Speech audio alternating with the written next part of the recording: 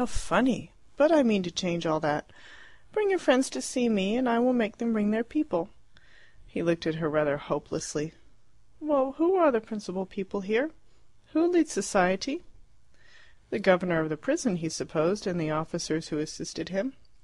"Well, are they married?" "Yes." "There we are. Do you know them?" "Yes, in a way." "I see!" she exclaimed angrily. "They look down on you, do they, poor boy?" "Wait!" He assented. "Wait! I'll soon stop that. Now, who else is there?" "The Marchesi, sometimes, and the canons of the collegiate church." "Married?" "The canons," he began with twinkling eyes. "Oh, I forgot your horrid celibacy. In England they would be the centre of everything. But why shouldn't I know them? Would it make it easier if I called all round? Isn't that your foreign way?" He did not think it would make it easier.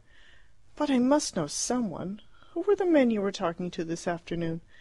"Low-class men." He could scarcely recollect their names. "But, Gino, dear, if they're low-class, why did you talk to them? Don't you care about your position?"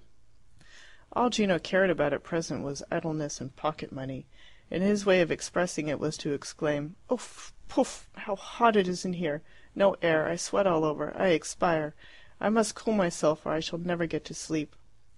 In his funny, abrupt way he ran out on to the loggia, where he lay full length on the parapet, and began to smoke and spit under the silence of the stars.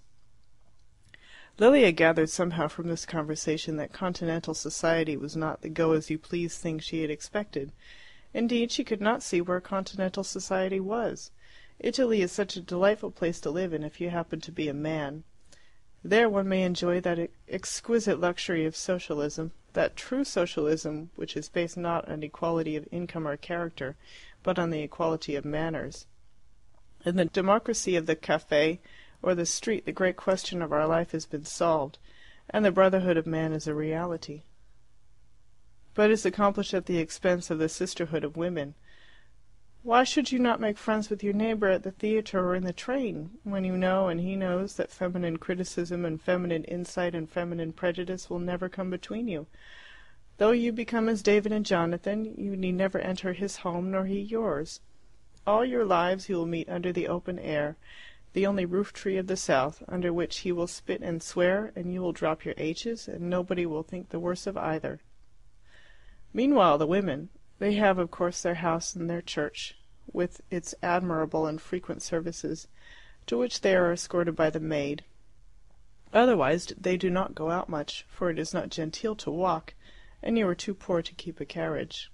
Occasionally you will take them to the caffe or theatre, and immediately all your unwonted acquaintance there desert you, except those few who are expecting and expect to marry into your family. It is all very sad, but one consolation emerges. Life is very pleasant in Italy if you are a man.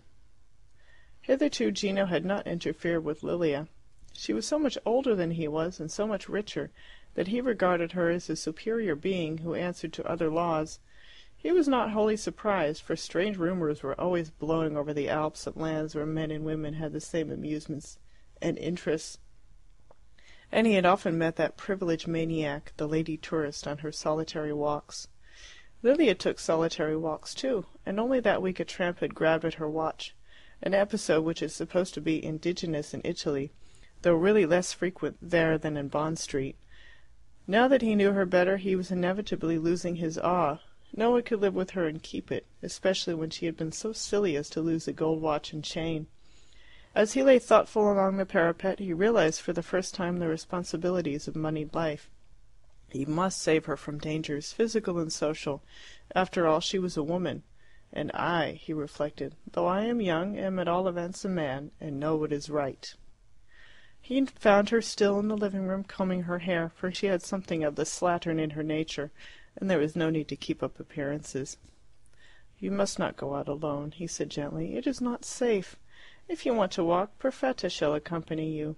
Perfetta was a widowed cousin, too humble for social aspirations, who was living with them as a factotum. "Very well," smiled Lilia, "very well," as if she were addressing a solicitous kitten. But for all that she never took a solitary walk again, with one exception, till the day of her death. Days passed, and no one called except poor relatives. She began to feel dull. Didn't he know the sindaco or the bank manager? Even the landlady of the Stella d'Italia would be better than no one. She, when she went into the town, was pleasantly received, but people naturally found a difficulty in getting on with the lady who could not learn their language. And the tea party, under Gino's adroit management, receded ever and ever before her. He had a good deal of anxiety over her welfare, for she did not settle down in the house at all. But he was comforted by a welcome and unexpected visitor. As he was going one afternoon for the letters, they were delivered at the door, but it took longer to get them at the office.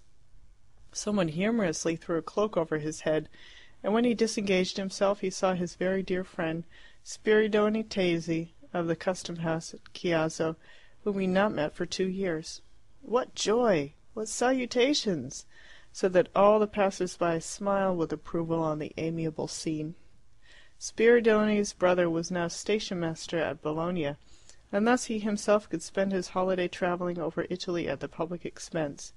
Hearing of Gino's marriage, he had come to see him on his way to Siena, where lived his own uncle, lately moneyed too. "They all do it," he exclaimed, myself excepted.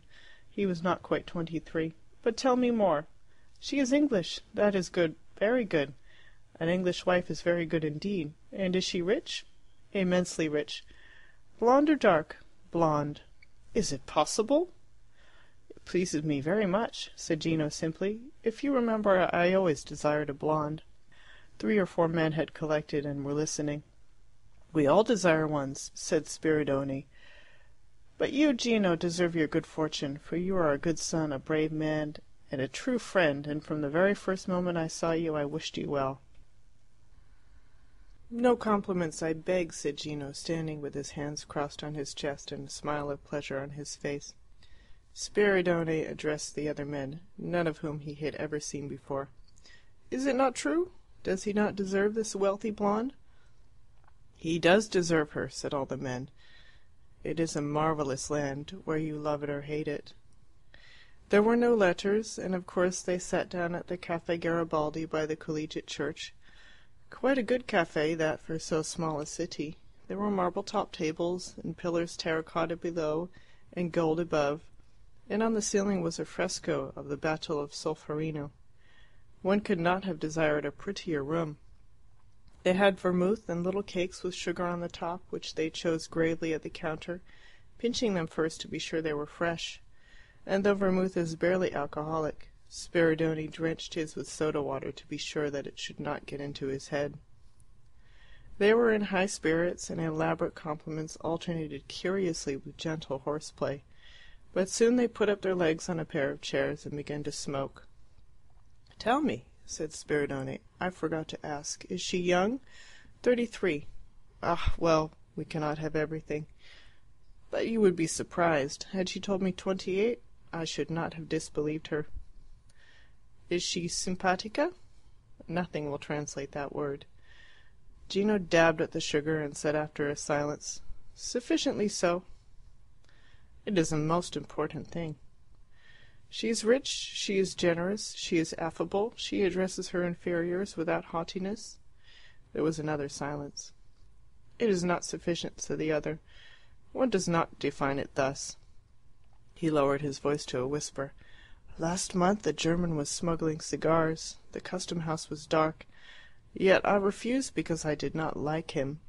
The gifts of such men do not bring happiness. Non era simpatico.